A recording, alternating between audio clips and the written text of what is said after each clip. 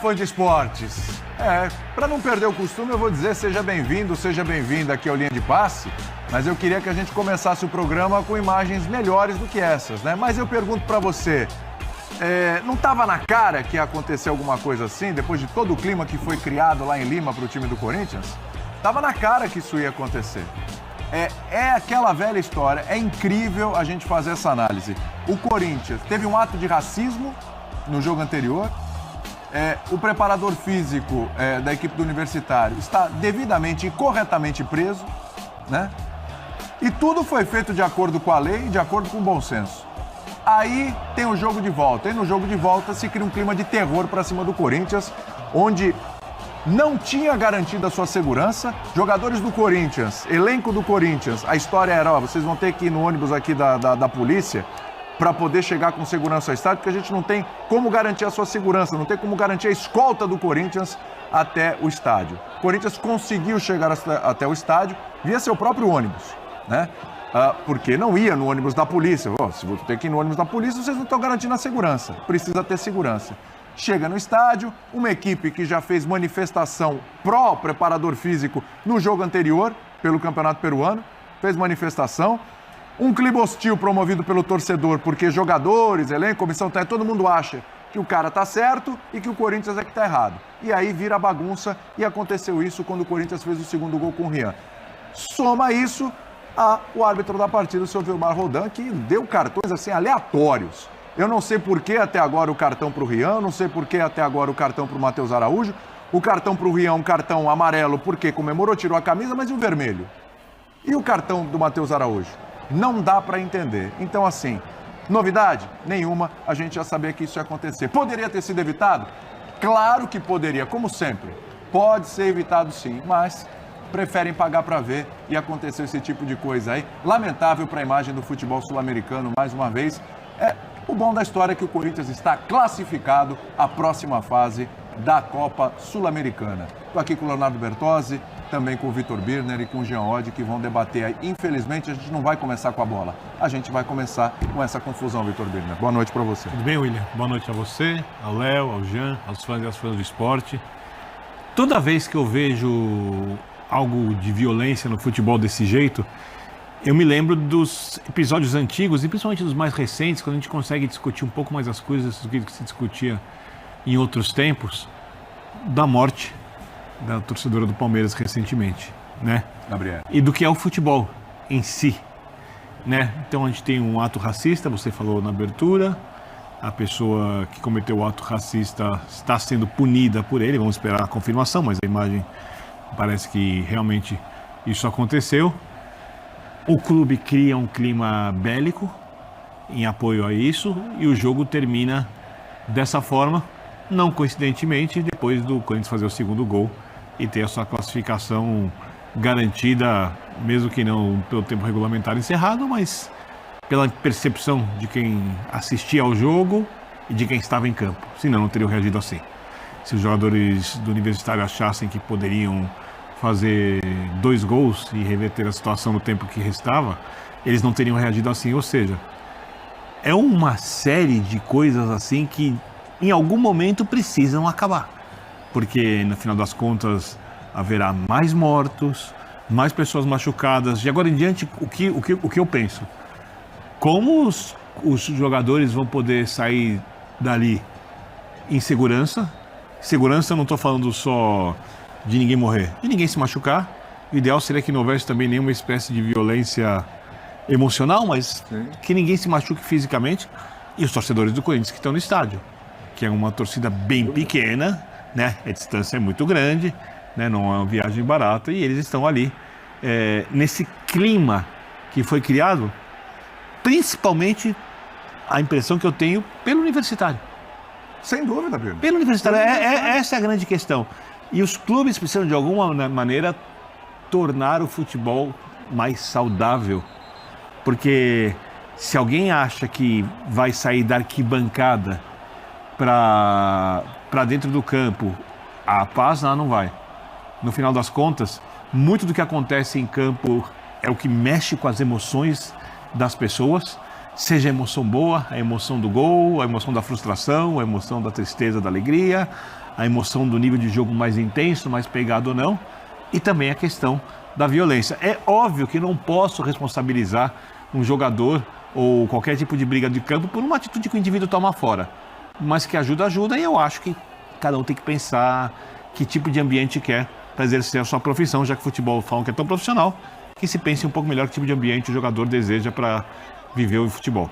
Essa imagem aí, Bertozzi, boa noite para você, ela é forte porque assim, é o elenco do Corinthians, comissão técnica do Corinthians, acuados pela própria polícia. Aliás, os reservas do Universitário foram para cima dos policiais, né? Você vê ali, mas daqui a pouco a gente vai passar de novo.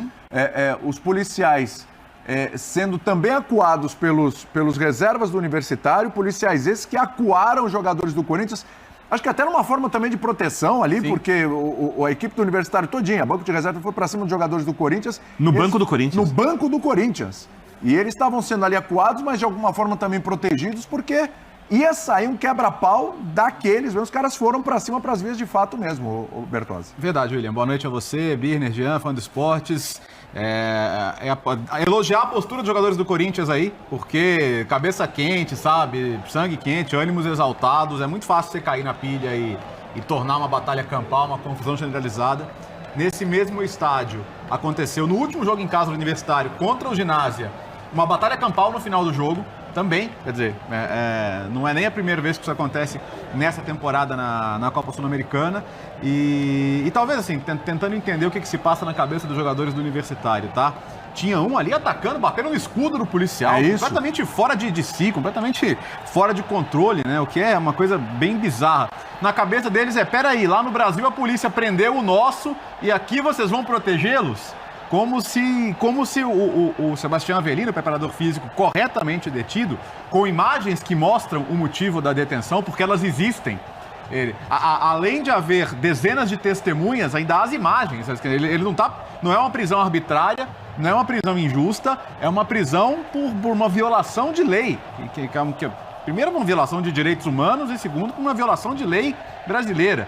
Então, essa grande solidariedade, passando para o público local a ideia de que havia um deles sendo vítima de uma grande injustiça, ajudou a alimentar isso, ajudou a alimentar esse clima. Né? Na cabeça deles peraí, prenderam um dos nossos lá, esses caras vão vir aqui ainda, eles que vão ver.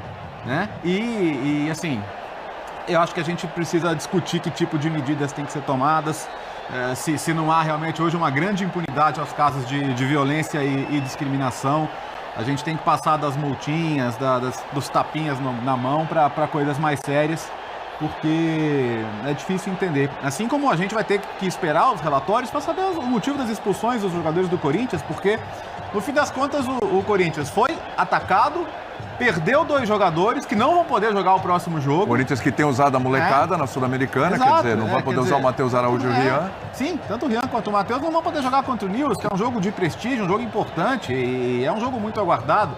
Então, assim, eu quero ouvir, estou muito curioso por ouvir o Vanderlei Luxemburgo e o personagem do Corinthians que for para a entrevista coletiva, se ela acontecer, porque eu quero entender um pouco mais do que aconteceu. Primeiro, assim, num primeiro momento, as 2 expulsões do Corinthians são uma coisa que não cabem no contexto das imagens que a gente está vendo. O Rian está saindo de perto. A não ser que ele tenha feito alguma coisa para justificar um cartão amarelo antes disso, a gente não está vendo na imagem. Mas, por enquanto, assim, o que ele deveria levar era o amarelo por tirar a camisa, ponto. E foi o que aconteceu. Mas ele levou 2 amarelos. Exatamente. Ele toma um tranco do jogador ali, do camisa 5 do Universitário, e assim que ele toma o tranco, ele vai direto ali pro banco de reservas. Então, assim, claro, as imagens aí tem cortes, tem uma imagem, tem uma câmera pegando de um ângulo, outra do outro. A gente não sabe a sequência, né, dos fatos ali exatamente. Mas em nenhum momento eu vi ali o Rian revidando, indo para cima. Pode ser que tenha acontecido, a gente não sabe. Mas num primeiro momento, ele é que é vítima ali de uma tentativa de agressão e sai correndo. Matheus Araújo, então, Jean, eu não faço a menor ideia de onde está o Matheus Araújo nesse meio e por que ele levou cartão. Boa noite para você. Boa noite, William. Boa noite, companheiros. Pois é, bom, primeiro que para mim ficou muito claro, né, que os jogadores do Universitário, os mesmos que defenderam um gesto racista, o gesto racista não é suposto, tá? A gente não precisa colocar o suposto na frente daquele gesto, aquele gesto é claramente racista. Então, houve o gesto racista e houve uma defesa que também não é suposta, a gente viu com uma faixa, inclusive, de todos esses jogadores desse grupo do gesto racista. Então, as duas coisas aconteceram. Os mesmos jogadores que defenderam o gesto racista de um colega de trabalho, me parece que estavam loucos para arrumar uma confusão hoje. Só não arrumaram a confusão antes porque até aquele momento do segundo gol do Corinthians havia uma possibilidade de classificação. A partir do momento que a possibilidade de classificação deixou de existir, eles partiram ali para a ignorância. E eu nem vou sair defendendo um ou outro jogador, porque de fato as imagens que a gente teve são poucas.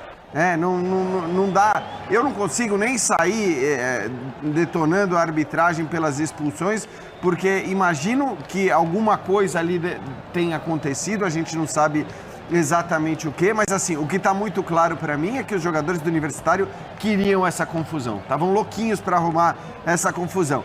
E ainda que tenham tido qualquer que seja o estopim, o motivo, para reagir do jeito que eles reagiram, certamente não foi o suficiente, acho que não faz sentido. O clima era de animosidade já desde muito antes da partida, né? A gente está vendo aí, claro que essa imagem não diz absolutamente nada e não explica nada e não justifica os cartões para os jogadores do Corinthians. Jogadores do Universitário expulsos, tinha um lá dando porrada no policial, inclusive. Talvez pudesse ser até mais, né? Podia, o número 18, por exemplo, que me parece que não foi expulso, o número 18 estava ali partindo alucinadamente para cima dos policiais também. Que não tomou nem amarelo. Não tomou nem amarelo. Então, Urenha, o 18. Quem é? Urenha. Então, assim, eu acho que a gente vai poder discutir ainda muito as decisões de arbitragem, vai tentar entender, né, o que houve e qual foi o critério de definição dos cartões, mas tem uma coisa que a gente não precisa discutir, que é tudo isso que o Léo falou, né, o clima gerado, e acho que gerado em grande parte pelos jogadores do Universitário, pela direção do Universitário, e depois isso tudo que a gente está vendo nasce de uma reação desmedida dos jogadores do time da casa. O próprio treinador falou que está 110% com o preparador. Werner, eu vou passar para ti, só ouvir o Roger Guedes. Tá? Por favor. Tá? Já falo com você, a gente já te ouve. Vamos lá, Roger Guedes. Significa muito, a gente veio em busca da classificação, mesmo com um time mais alternativo, né? Um time jovem, que é o que o professor procurou para essa competição. Estamos felizes, era a clasificación que a gente esperaba. ¿Qué le faltó a Corinthians para ser el claro dominante del juego? Porque por pasaje del partido fueron superados por Universitario. Sim, acho que a gente fez um grande jogo. Começamos um pouco abaixo do que nós estamos jogando nos últimos jogos. Mas a gente sabia que ia ser um jogo difícil, contra uma grande equipe também, dentro de casa, no estádio lotado. Mas a gente soube segurar o resultado, soube jogar o jogo e conseguimos passar para a próxima fase. A pesar de la trifulca al final, vi que te saludaste con los jugadores de Universitario. ¿Todo quedó bien? Sim, tudo bem. Pedi desculpa para eles. Lógico que o nosso jogador acabou errando, mas é jovem, né? É o primeiro gol dele, então acho que ele se empolgou um pouquinho na comemoração. Mas a gente sabe que a gente estava errado nessa atitude. A gente pede sempre paz nos estádios, então acho que foi um erro da nossa parte e eu estava pedindo desculpa para eles por isso. Hubo un sector de hinchas de Corinthians. ¿Qué decirle al hincha que vino hasta acá? Sim, feliz da nossa torcida estar aqui, a torcida está sempre presente e agora eles vão comemorar a classificação junto com a gente. O Roger Guedes, você viu aí, né, falando sobre o Rian, dizendo que o Rian se excedeu um pouquinho na coisa de mostrar a camisa e tal, e que tudo bem, foi o primeiro gol do Rian, né, como profissional aí do Corinthians, e que ele se excedeu um pouco e que os jogadores conversaram com ele, e que depois ele chegou nos jogadores do Universitário ali, o Roger Guedes, né, para pedir desculpas e tudo, falando que o moleque estava empolgado por causa do gol. Já temos um indício aí de, então, né? É o que eu dizia, a gente assim. vai montando o quebra-cabeça.